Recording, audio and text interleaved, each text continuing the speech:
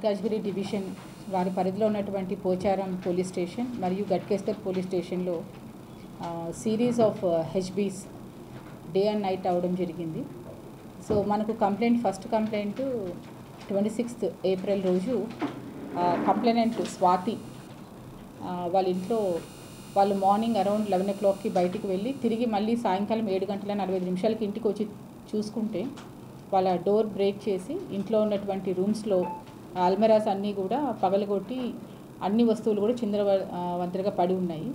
So అవన్నీ కూడా వాళ్ళు వెరిఫై చేసుకున్న తర్వాత ఇంట్లో దాదాపు ఒక 14 తులాల గోల్డ్, తర్వాత 21 తులాల సిల్వర్ థెఫ్ట్ కాబడిందని చెప్పి వాళ్ళు గుర్తించి పోలీస్ స్టేషన్కి వచ్చి ఒక కంప్లైంట్ ఇవ్వడం జరిగింది. సో దానికి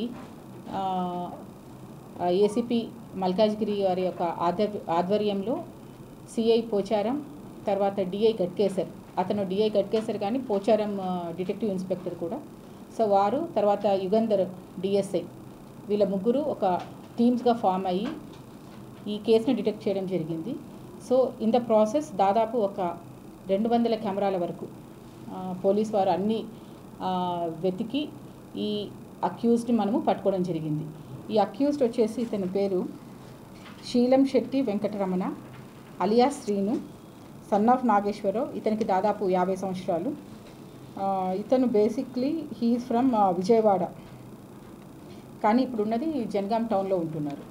సో ఇతన్ని మనము అప్రిహెండ్ చేసి వెరిఫై చేస్తే దాదాపు మన ఏసీపీ మల్కాజ్గిరి గారి డివిజన్లోనే 4 కేసెస్ కన్ఫెస్ చేశాడు.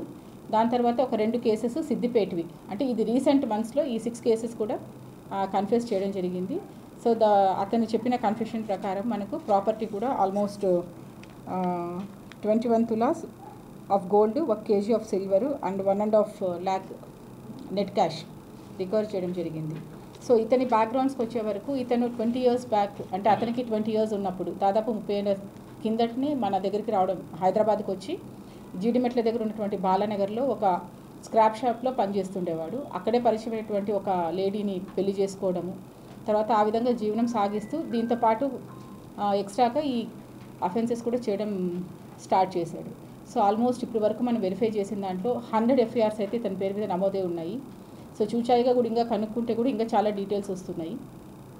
దాదాపు తెలంగాణ, ఆంధ్రాలో కలిపి 250 కేసెస్ ఇతను చేసినట్టు, తర్వాత అన్నిసార్లు కూడా ఇతనికి జైలుకి వెళ్ళడము రావడం ఇదంతా కూడా ఒక పరిపాటిగా అయింది.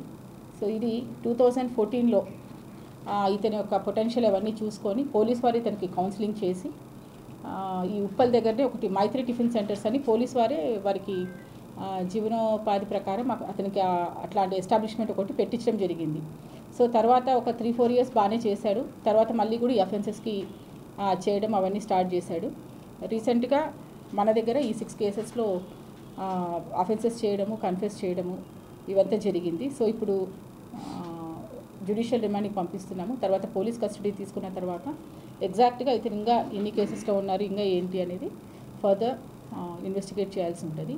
సో దీన్ని చాలా ప్రెస్టీజియస్గా తీసుకుని, ఎందుకంటే ఎవ్రీ ఆల్టర్నేట్ డే ఒక అఫెన్స్ జరగడము, అది ఒక పెద్ద ఇప్పుడున్న ఎలక్షన్స్ పీరియడ్లో అది ఒక పెద్ద ఛాలెంజింగ్ లాగా అయిపోయింది. సో ఇవన్నీ కూడా ఇతను అవుట్స్కర్ట్సే వెతుక్కొని చేయడం, లాక్ చేసినటువంటి హౌసెస్నే ఇతను టార్గెట్ చేసుకోవడం జరుగుతుంది. సో దీన్ని డిఐ గట్కేసర్ శ్రీనివాస్, తర్వాత డిఎస్ఐ పోచారం యుగంధర్, వీళ్ళిద్దరిని కూడా అప్రిషియేట్ చేయడం జరుగుతుంది. వీళ్ళకి రివార్డ్స్ గురించి సిపి గారు కూడా పంపిస్తాము. సో దీని బ్యాక్గ్రౌండ్లో I want to appeal to the public. For more videos like this, subscribe Big TV channel.